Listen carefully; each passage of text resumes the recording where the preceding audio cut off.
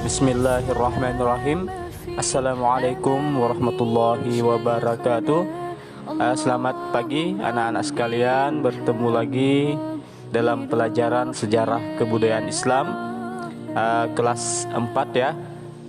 Sebelum kita memulai pelajaran pada hari ini, mari kita berdoa semoga pembelajaran kita pada kali ini diberikan rahmat oleh Allah sehingga kita mudah untuk memahami pelajaran yang akan kita pelajari. Amin ya rabbal alamin. Silahkan berdoa dimulai.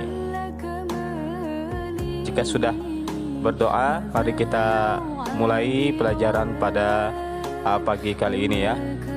Mari kita mulai pelajaran pada kesempatan kali ini ya. Yang B, sifat-sifat mulia Nabi Muhammad SAW dan sahabat ketika berdakwah. 1. Sifat mulia Nabi Muhammad SAW ketika berdakwah. Kita pasti tahu bahwa Nabi Muhammad SAW adalah contoh suri teladan kita semuanya.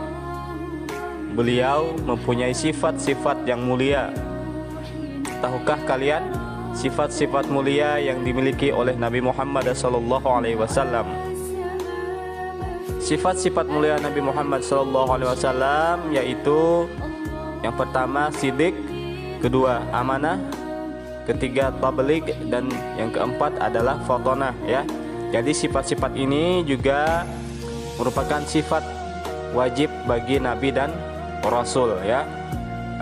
Untuk lebih jelasnya mari kita lanjut. Yang pertama adalah sifat siddiq ya. Sifat siddiq ini artinya sifat yang jujur atau benar. Nabi Muhammad SAW memiliki sifat yang jujur dan benar dalam setiap perkataan dan perbuatan beliau. Beliau mustahil bersifat kizib yang artinya berdusta. Jadi setiap perkataan Nabi dan Rasul itu adalah benar ya. Mustahil mereka itu berdusta.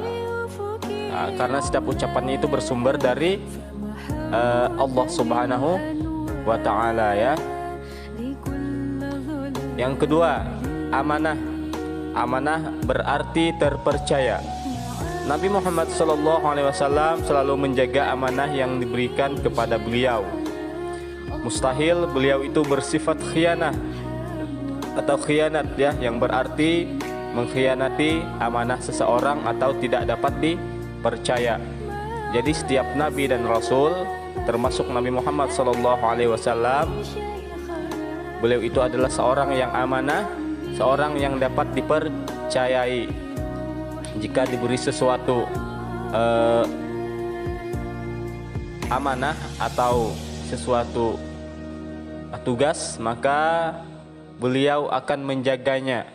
Tidak mungkin para nabi itu mengkhianati amanah yang diberikan kepada mereka. Yang ketiga, tabligh. Tabligh mengandung arti menyampaikan. Nabi Muhammad SAW mempunyai kewajiban menyampaikan perintah dan larangan Allah Subhanahu wa ta'ala. Mustahil beliau bersifat kitman, artinya menyembunyikan perintah dan larangan Allah Subhanahu wa ta'ala ya.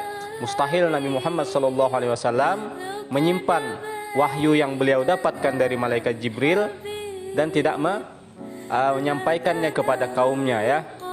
Misalkan dalam surah Al-Ikhlas ya, Qul huwallahu ahad Allahus samad lam yalid wa lam yulad wa lam yakul lahu kufuwan ahad.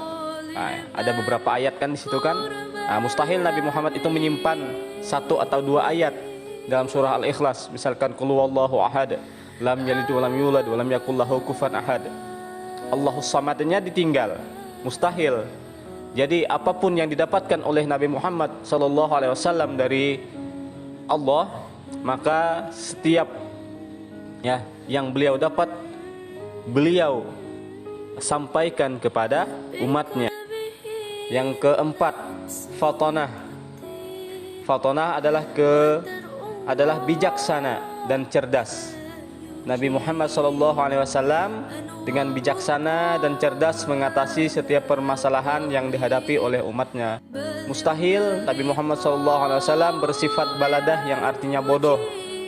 Jadi setiap Nabi dan Rasul mempunyai akhlak yang bagus dan mempunyai pemikiran yang cerdas dan bijaksana. Ya, jadi mustahil para Nabi dan Rasul itu diambil dari orang yang bodoh. Ya, contohnya Nabi Muhammad SAW ketika beliau membijaksanai atau menjadi pengadil dalam peristiwa peletakan batu Hajarul Aswad ketika Ka'bah itu dilanda banjir. Beliau dengan bijaksana menengahi suku-suku di Quraisy, ya, untuk bersama-sama mengangkat Hajar Aswad ke tempat semula. Demikian sifat-sifat mulia Nabi Muhammad SAW yang dapat kita contoh dalam kehidupan sehari-hari. Yang kedua, sifat mulia para sahabat ketika berdakwah. Nabi Muhammad SAW memiliki banyak sahabat yang luar biasa. Perjuangan para sahabat dalam ikut berdakwah menegakkan agama Islam tidak ternilai jasanya, sehingga Allah Subhanahu wa Ta'ala membalas perjuangan para sahabat dengan jaminan masuk ke dalam surganya Allah. Ada 10 sahabat yang dijamin masuk surga oleh Allah Subhanahu wa Ta'ala. Hal tersebut termuat dalam hadis berikut ini. Bismillahirrahmanirrahim. An Abdurrahman ibn Auf qala Rasulullah sallallahu alaihi wasallam, Abu Bakrin fil jannati wa Umaru fil jannati wa Utsmanu fil jannati wa Aliyun fil jannati wa Talhatu fil jannati wa Zubair fil jannati wa Abdurrahman ibn Auf fil jannati wa Sa'dun fil jannati wa Sa'idun fil jannati wa Abu Ubaidah bin Jarrah fil jannati. Rawahu Tirmizi.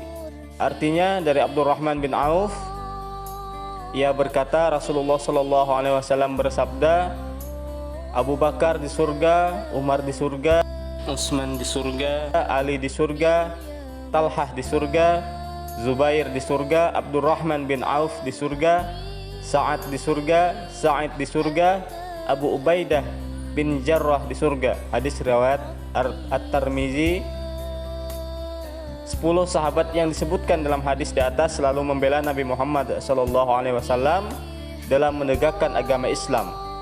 Pengorbanan dan perjuangan dalam mengibarkan agama Islam tiada sia-sia karena Allah Subhanahu wa Ta'ala telah menjamin mereka untuk masuk ke dalam surganya.